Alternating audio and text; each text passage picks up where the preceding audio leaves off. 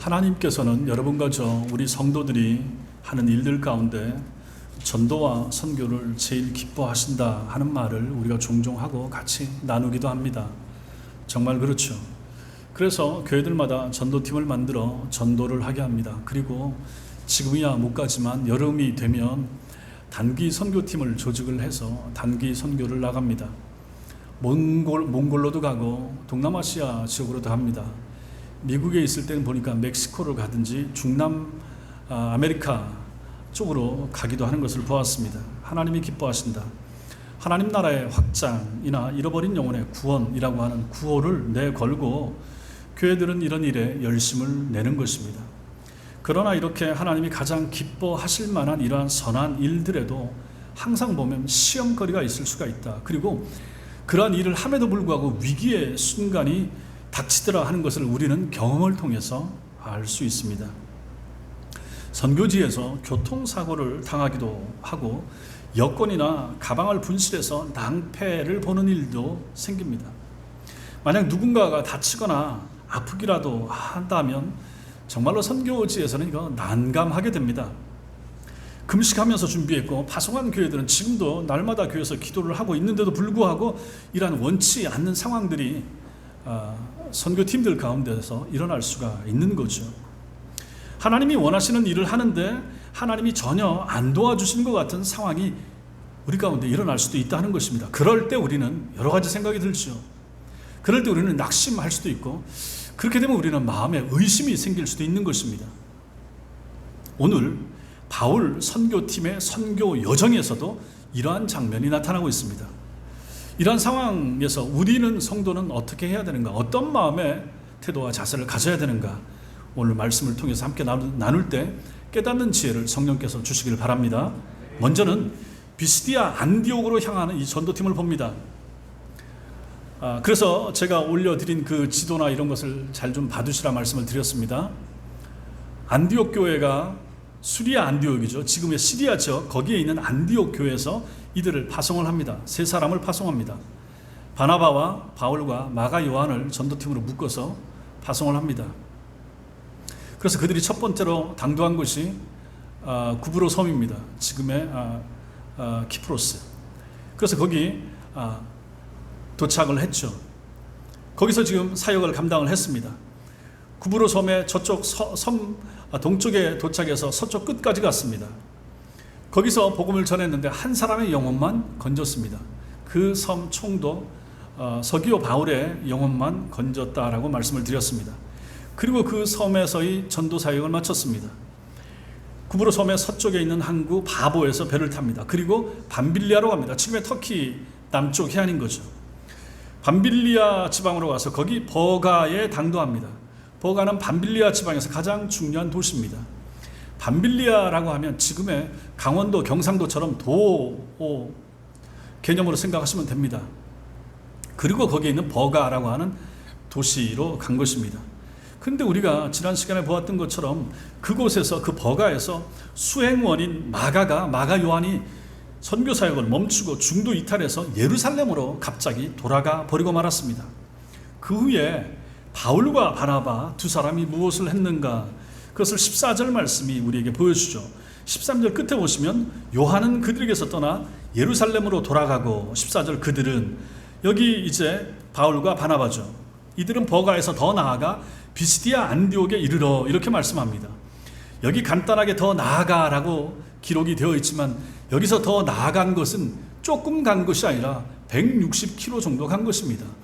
여기 시흥에서부터 대전에 이르는 먼 길을 이들은 간 거예요.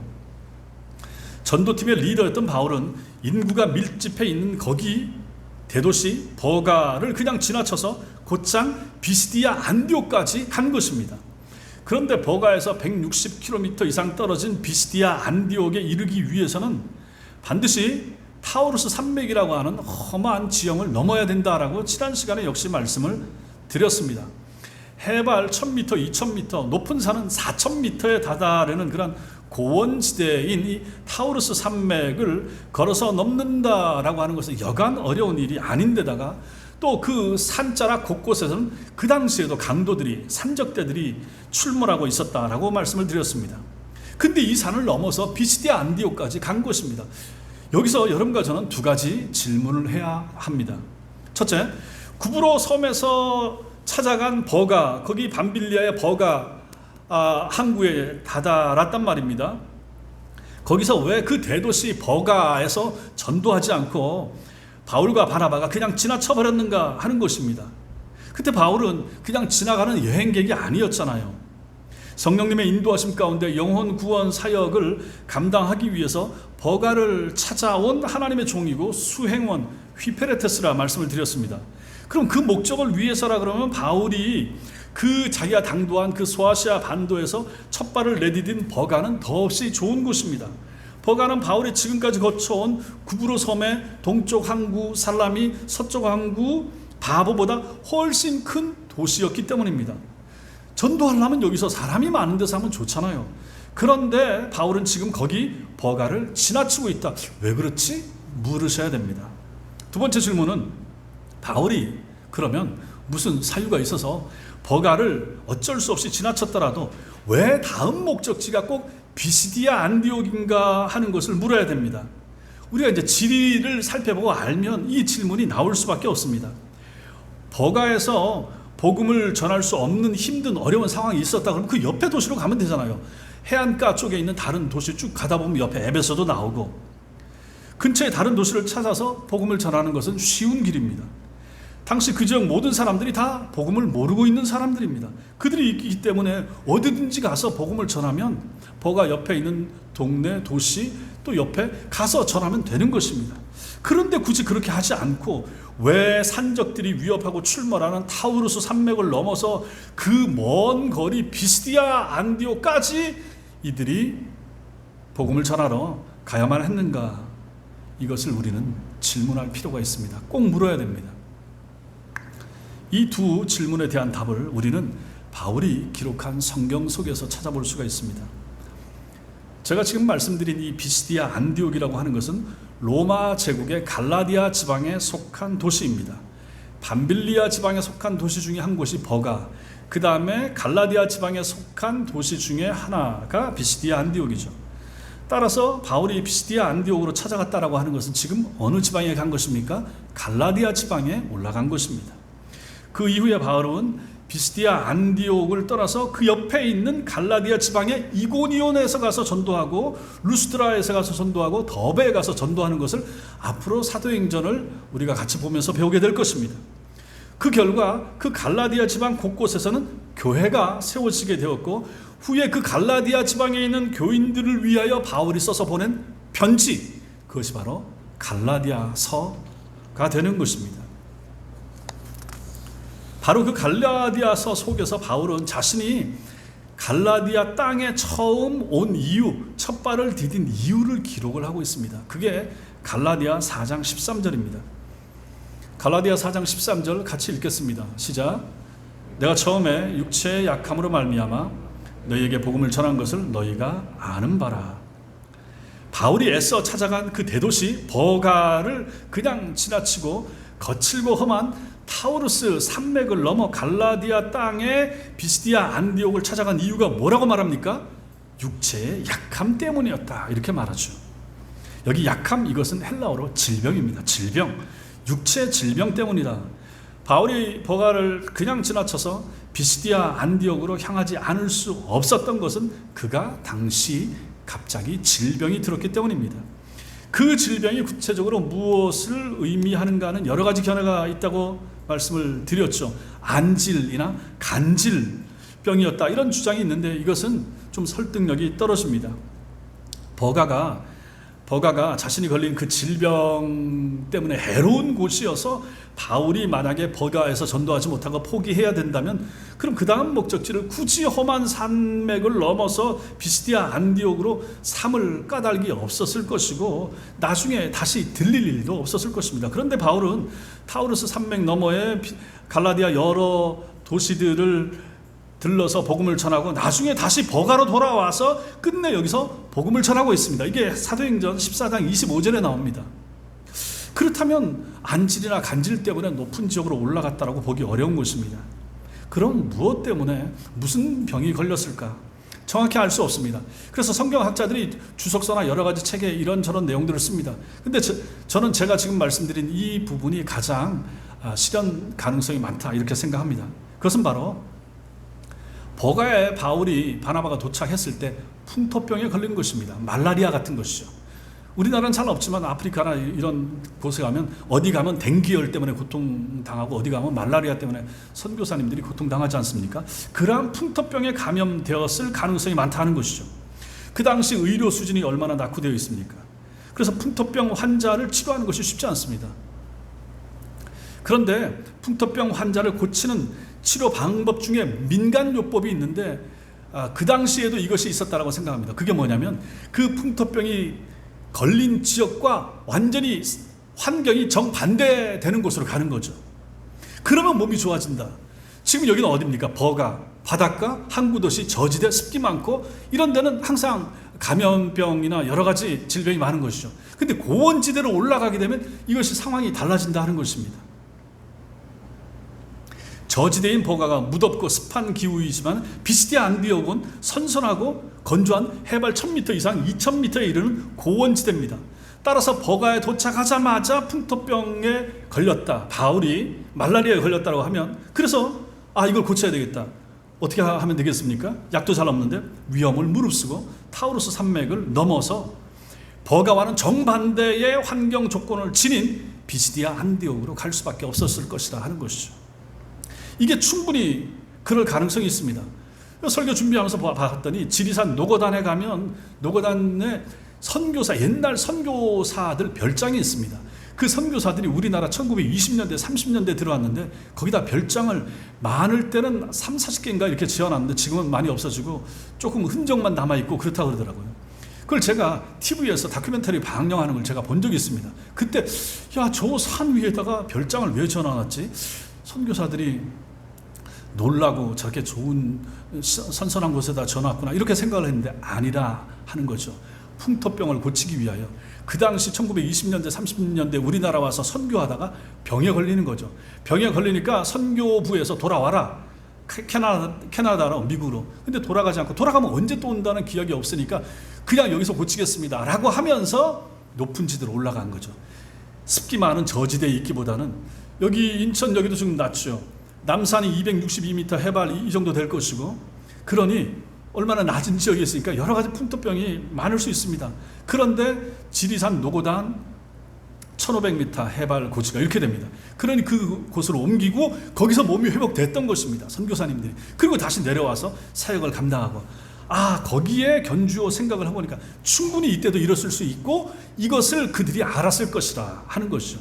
그렇기 때문에 저지대에서 말라리아라든지 풍토병에 걸린 바울이 바나바와 함께 멀지만은 높은 지역이지만 비시디아 안디옥까지 올라갔다 하는 것입니다. 나중에 바울이 이 1차 선교 여행 마치고 돌아오는 길에 다시 버가에 들러서 복음을 전했다라고 말씀을 드렸죠.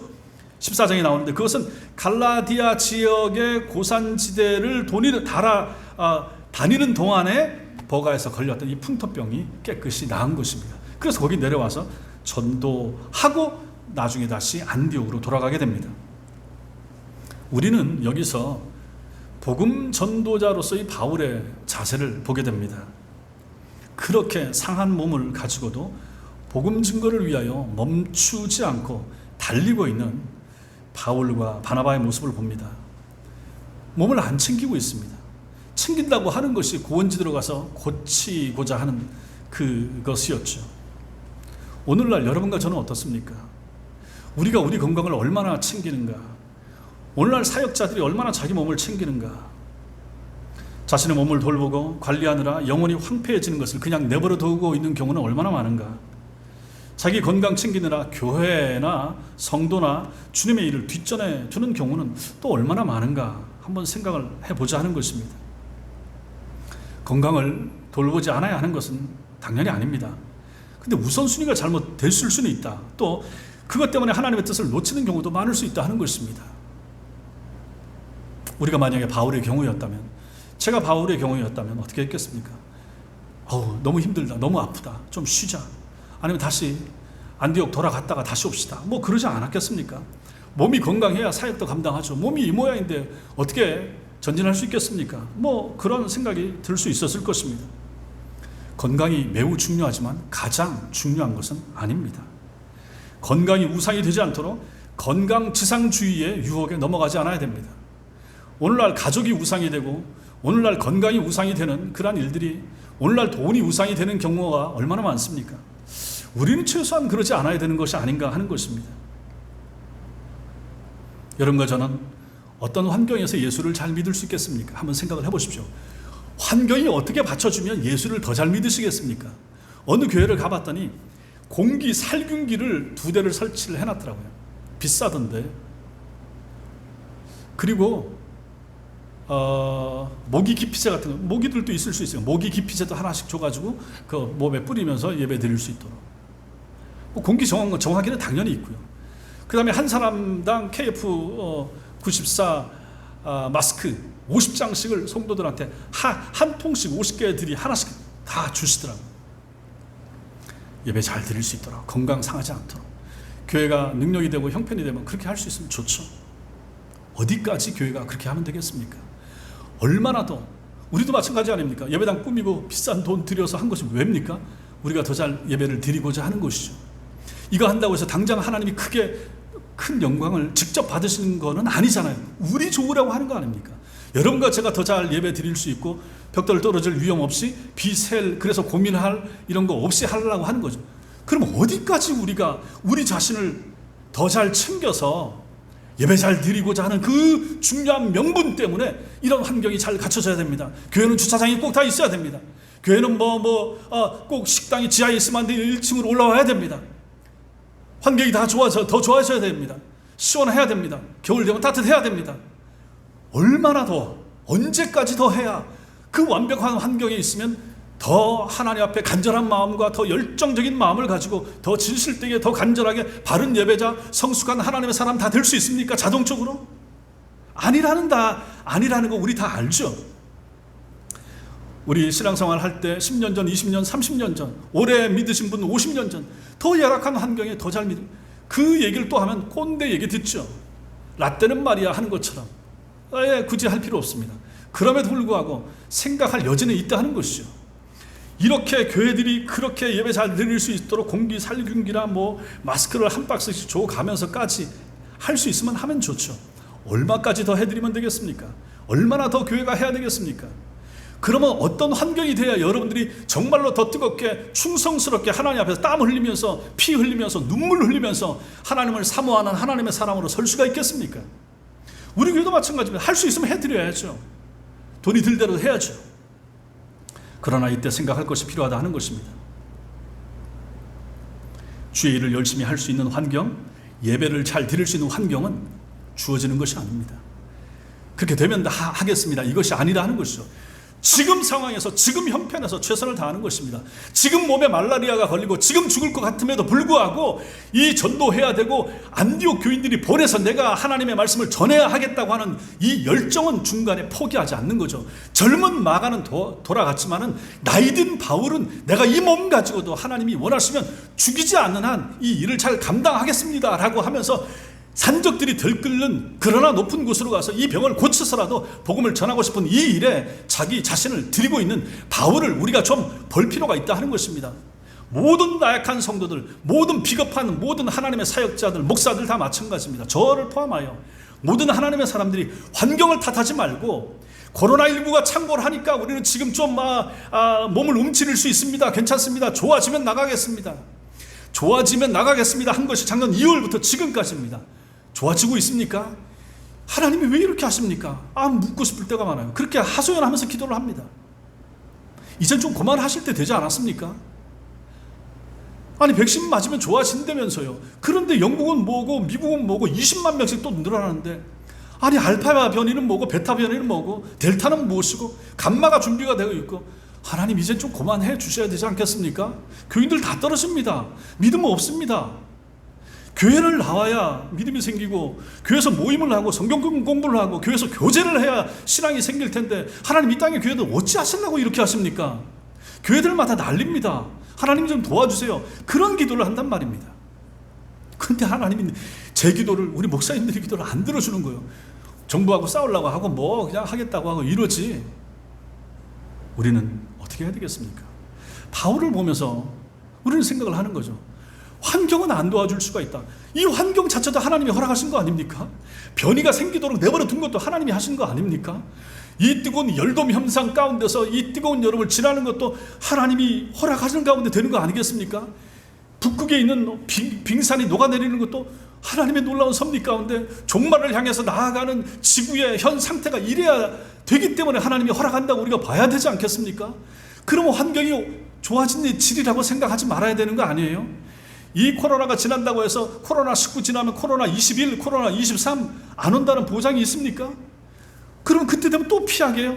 또 다른 원망을 하게요? 그때 또 집안에 계시게요? 이 환경 가운데 우리의 믿음을 지킬 수 있는 그런 믿음과 담대함이 필요하다라는 것을, 그 힌트를 저는 바울이 우리에게 주고 있다고 생각하는 것입니다. 환경은 우리를 돕지 않습니다. 언제든지 주님 오실 때까지 환경 때문에, 환경이 우리로 하여금 예수 잘 믿을 수 있도록 좋은 환경, 나은 환경, 건강 다 챙겨주시고 물질 다 챙겨주시고 자식들 다 잘 되게 하시고 그러면 내가 열심히 하겠습니다 라고 하는 환경은 죽을 때까지 오지 않는다는 것입니다.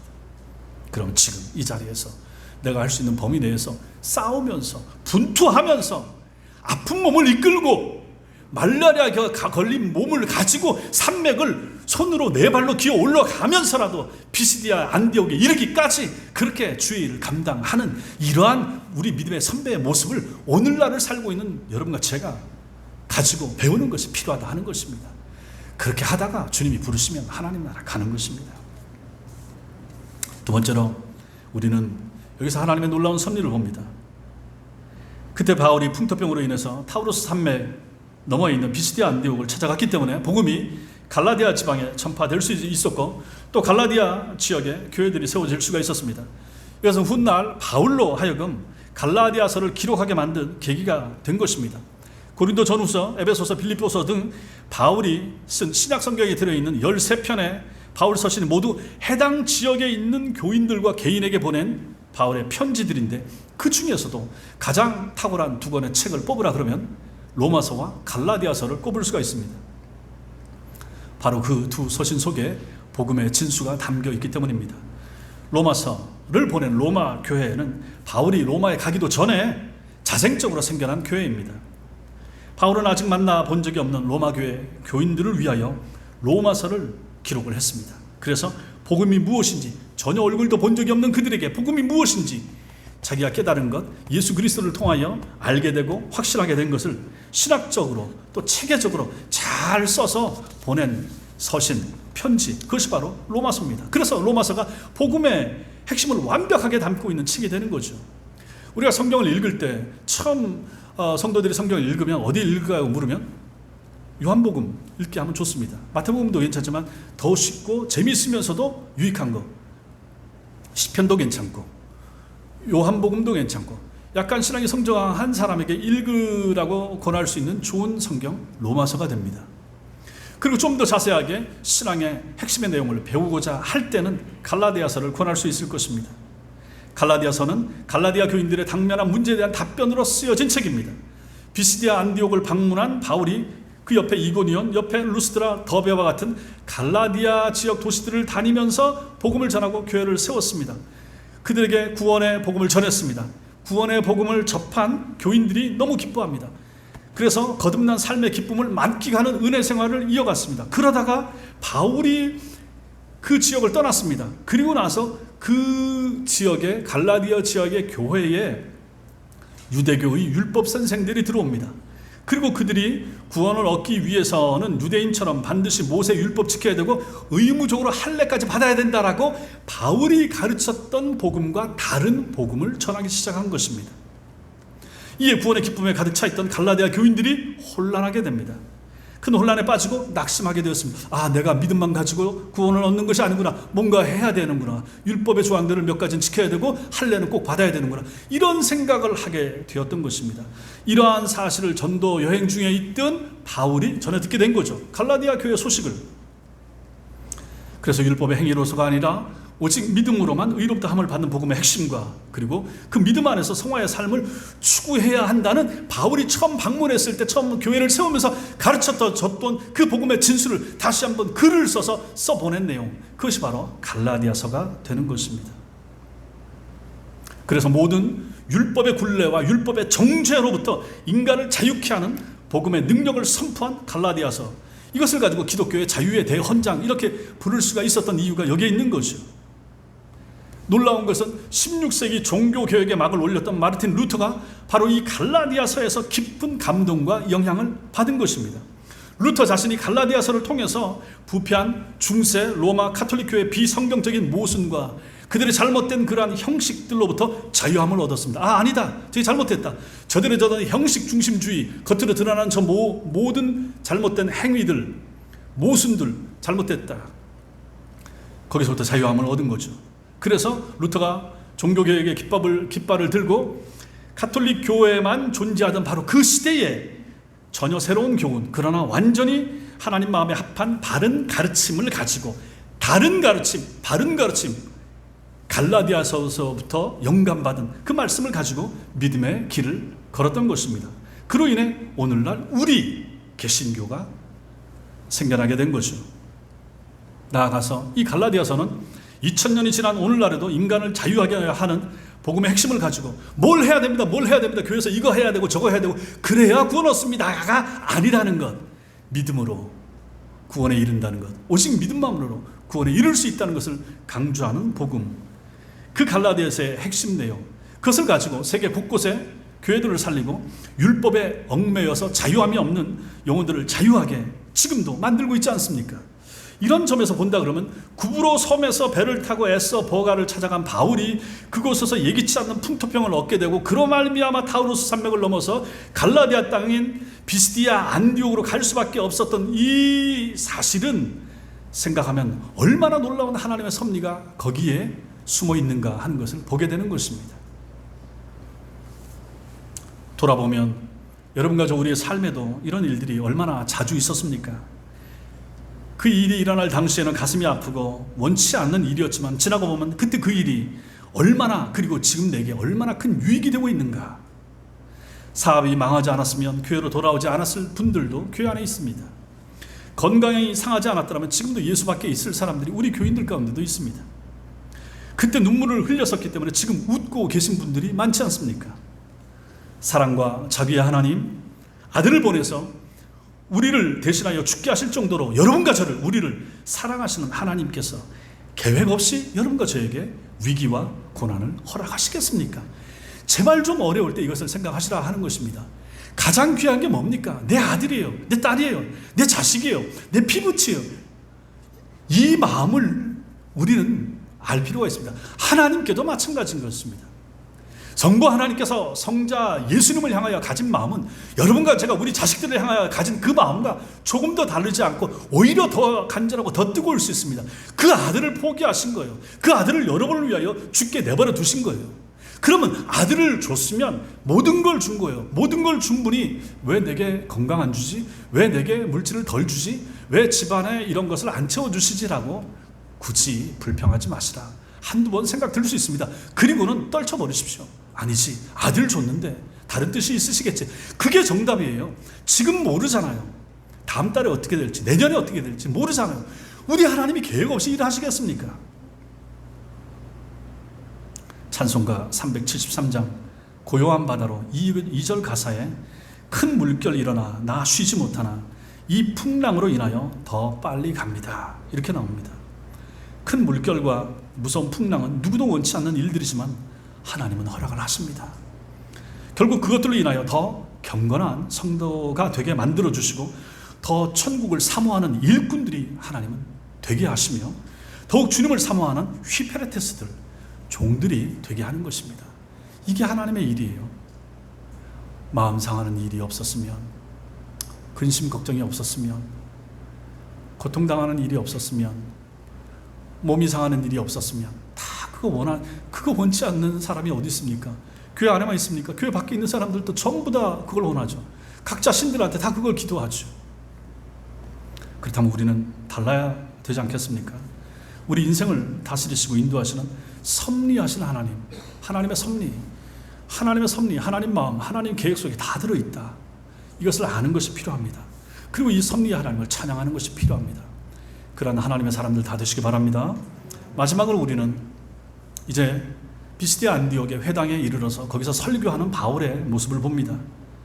버가에 도착하자마자 원치 않는 풍토병에 걸린 바울이 어쩔 수 없이 버가를 지나쳐 버가와는 정반대 환경 조건인 고원지대로 올라갔다. 그래서 비시디아 안디옥을 찾아갔고 거기서 바울이 무엇을 했는가를 14절이 밝혀줍니다. 안식일에 회당에 들어가 앉으니라 이렇게 나오죠. 비시디아 안디옥에 도착하자마자 곧 안식일이 돌아왔습니다. 바울은 병든 몸을 이끌고 바나바와 함께 회당에 예배드리러 찾아갔습니다. 15절 같이 읽겠습니다. 시작. 율법과 선지자의 글을 읽은 후에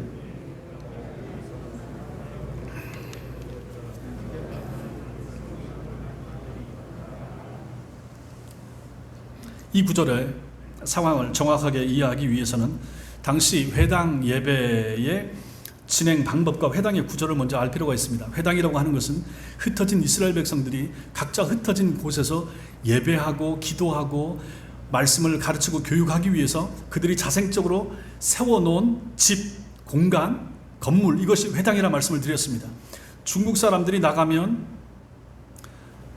중국집을 먼저 세우고 일본 사람들은 가면 스시집을 세우든지 하겠지만은 유대인들은 가서 회당을 세운 거죠. 그래서 자기 2세들을 율법 교육을 가르치기 위해서 세우는 회당. 그래서 지금 여기도 마찬가지입니다. 비시디아 안디옥 지역에 세워진 회당에 바울과 바나바가 예배하러 간 것입니다. 거기 회당을 책임지는 회당장들이 있습니다. 이 회당장들은 회당 예배를 진행을 하면서 당신이 일어나서 성경 율법서 어디를 읽으십시오 이렇게 정할 수가 있습니다. 그럼 그 사람이 읽습니다. 그럼 그들 중에 참석한 사람들 중에 설교자를 선정해서 당신이 이 말씀에 대하여 설교를 좀 하십시오 라고 부탁을 하는 것입니다. 그래서 회당장들이 지정한 사람이 성경을 낭독하면 그날 그 회당 예배에 참석한 사람들 가운데서 회당장의 지명을 받은 사람이 율법의 교훈을 설교하는 시기였습니다. 그리고 그 회당 내부에는 일반 사람들이 앉는 좌석과 그 다음에 랍비들, 가르치는 사람들이 앉는 좌석이, 상석이 구별되어 있었습니다. 바울이 누굽니까? 바울은 유대교 최고의 율법 스승인 가말리엘의 제자로서 율법 학자입니다. 그 자리에 앉을 수가 있죠. 바나바가 누굽니까? 정통파 레위인이었죠. 그래서 두 사람 모두가 다 랍비석에 앉을 수 있는 자격이 있었습니다. 그러므로 아마 그 랍비석에 이 둘이 앉아 있었을 것입니다. 성경 낭독자의 낭독이 끝나자 회당장들이 랍비석에 앉아있는 처음 보는 바울과 바나바에게 설교를 좀 해주세요 하고 부탁을 한 것입니다. 이게 15절입니다.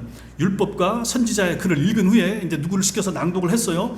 그 다음에 회당장들이 사람을 보내어 물어 이르되 형제들아, 둘이니까 형제들이죠. 바울과 바나바에게 만일 백성을 권할 말이 있거든 말하라. 혹시 이 말씀 가지고 설교할 수 있으면 하십시오 라고 부탁한 것입니다.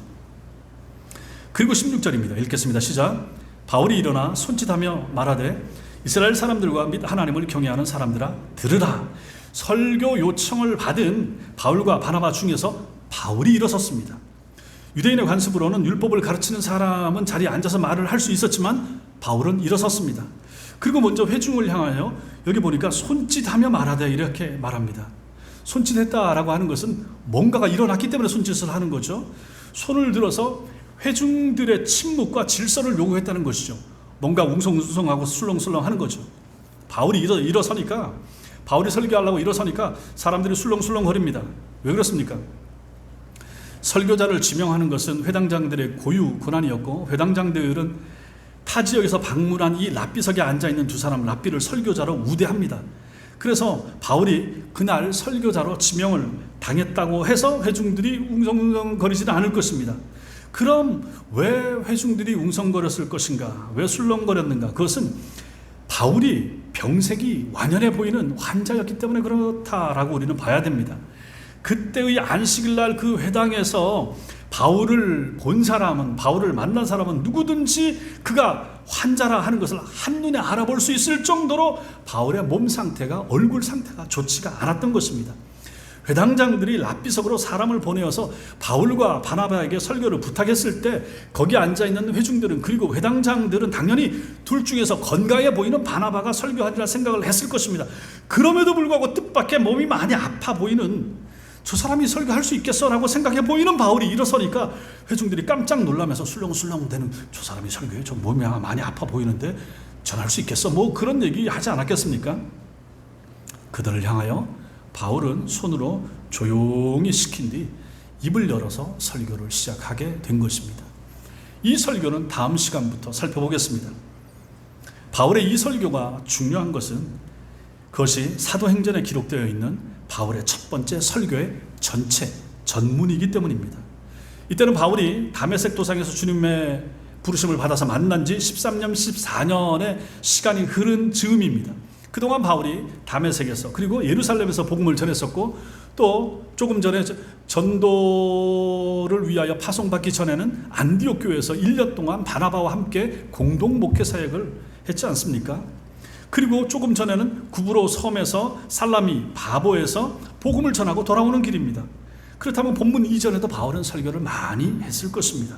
그렇지만 사도행전에 기록된 바울의 설교는 없습니다. 반면에 이곳 비시디아 안디옥의 회당에서 행한 설교는 그 전체 전문이 사도행전에 기록되어서 그 본문이 남아 있습니다. 왜 그렇습니까? 왜 그럴까요? 그의 설교가 그만큼 중요했기 때문입니다. 우리는 여기서 준비된 일꾼의 모습을 봅니다. 그 아픈 몸에도 불구하고 복음을 전할 기회가 오자 여지없이 자신의 할 일을 감당하고야만 하는 바울의 모습을 보는 것입니다. 핑계대지 않고 아유 난 못해요, 당신이 하시죠, 이런 것이 아니라 그 아픈 몸 속에 있는 뜨거운 열정, 주님 사랑하는 마음, 저들에게 알려주고 싶은 복음의 진리와 비밀이 그 속에 있었던 것입니다. 바울은 자기 속에 있는 소망에 관한 이유를 묻는 자들에게 대답할 것을 항상 준비하고 있던 사람입니다. 마침내 그 기회가 왔을 때 복음 진리와 영혼을 가르칠 기회를 얻었을 때 그 기회를 잘 활용할 줄 알던 사람 바울입니다. 그가 전한 설교 한 편이 성경 속에 담겨서 수많은 후세 성도들의 영혼을 흔들고 깨울 정도의 정확한 복음을 전할 준비를 항상 하고 있었던 사람 바울입니다. 오늘날 사역자들, 오늘날 목사들, 저와 같은 이런 사람들이 얼마나 본받아야 할 모습을 이 사람 바울이 가지고 있는가를 우리는 이 말씀에서 배우게 되는 것입니다. 사랑하는 성도 여러분, 바울 전도팀이 구브로에서 버가에 도착했습니다. 아마도 바울이 버가에서 말라리아와 같은 고치기 쉽지 않은 풍토병에 걸렸던 것 같습니다. 바울 일행은 환경을 바꾸기 위하여, 다른 말로 풍토병을 고치기 위하여 버가의 저지대에서 고원지대에 위치한 비시디아 안디옥으로 올라갔습니다. 험준한 산맥과 강도의 위험이 도사리고 있었지만 저들은 아랑곳하지 않고 그곳으로 올라갔습니다. 그리고 비시디아 안디옥에 당도했습니다. 안식일이 돌아왔습니다. 그리하여 회당 예배에 참여하기 위해서 갔습니다. 그곳에서 회당장의 권유로 말씀을 전하게 된 바울의 모습을 우리는 마지막 장면에서 보게 됩니다. 전도팀의 일원이었던 마가의 이탈이 이 전도 여정을 멈추지 못했습니다. 버가에서 걸리게 된 이 풍토병도 복음 증거의 열망을 없애지 못했습니다. 바다의 위험과 강도의 위험도 증인의 삶을 포기하게 만들지는 못했습니다. 질병으로 인한 고통조차도 설교자의 사역을 중단시키지 못했다 하는 것을 우리는 오늘 말씀에서 보는 것입니다. 그렇다면 우리는 사역자인 저나 여러분이나 다 이 말씀을 통하여 하나님의 사람, 믿음의 선배 바울의 이런 모습과 삶을 통하여 교훈과 도전을 받아야 하는 것입니다. 우리에게도 이런 열정, 이런 담대함, 이런 준비성이 필요하지 않겠습니까? 우리에게도 이런 종의 자세, 휘페레테스 종의 자세, 이게 필요합니다. 말씀드렸죠. 뱀이창에 있는 노예, 아니 노예놈 하나 놓아줬다가 쓰러진다고 하는데 그 누가 돌아봅니까? 꺼내다가 바다에 던져버리면 끝입니다. 노예 아픈 거 신경 안 씁니다. 머슴, 종놈. 지금 시대야 그런 시대가 아니지만 을의 입장에 있을 때 을에 당하는 비정규직의 서름이나 아픔 늘 우리가 보잖아요. 사람들 신경 잘 안 씁니다. 젊은이 하나가 죽고 둘이 죽고 무너져서 죽고 뭐 전철에 깔려서 죽고 해도 크게 사람들 조금 하다가 넘어간단 말입니다. 그러나 중요한 위치에 있는 사람들의 일이나 이런 건 또 크게 부각이 되잖아요. 지금 21세기도 그런데 그때 초대교회 시대에 종이라고 하면 그 누가 신경을 쓰겠습니까? 그러한 바울의 마음속에 이 종의 자세, 내가 이런 존재입니다라고 하는 마음이 있었다 하는 것입니다. 그래서 그 마음을 가지고 섬기는 거예요. 종이 좀 아프다고 한들 무슨 별수가 있겠습니까? 종이 말라리아에 걸리고 풍토병에 걸렸다고 한들 그 큰 신경 써줄 사람도 없고 바울 자체도 내가 그렇게 됐음에도 불구하고 하나님이 알아서 해주실 것이라 생각하는 마음 가지고 주의 일을 열심히 감당하는 그 자세, 이것을 여러분과 제가 배울 필요가 있다 하는 것입니다. 우리가 바로 이런 사람들입니다. 종입니다. 지금 21세기 개명한 사회이지만 하나님 앞에서 여러분과 저가 종이라고 하는 것은 1세기 그들의 모습이나 1세기 바울의 마음이나 오늘날 이 시대에 우리 속에 있어야 될 종의 자세는 변함이 없다 하는 것입니다. 여전히 여러분과 저는 종입니다. 종입니다. 하나님 앞에서 우리는 대단한 사람이고, 세상에 나가면, 가정으로 돌아가면 어떤 번듯한 그러한 모습으로 설 수 있지만 하나님 앞에 선다면, 하나님 앞에 예배자로 올 때 하나님 앞에서 우리 자신을 돌아보면 하나님의 일을 감당하는 우리 자신이 하나님 앞에서 돌이켜보면 우리는 휘폐레테스, 종에 불과하다 하는 것입니다. 그러므로 이러한 종의 자세, 의식을 잃지 말아야 됩니다. 버려야 얻을 수 있습니다. 맡겨야 책임져 주십니다. 희생해야 구해 주십니다. 전해야 듣는 자가 일어납니다. 교회를 사랑해야 교회를 통해서 하나님이 복을 주십니다. 이런 삶이 여러분과 저 우리 모두의 삶이 될 수 있기를 주님의 이름으로 축원합니다. 기도하겠습니다.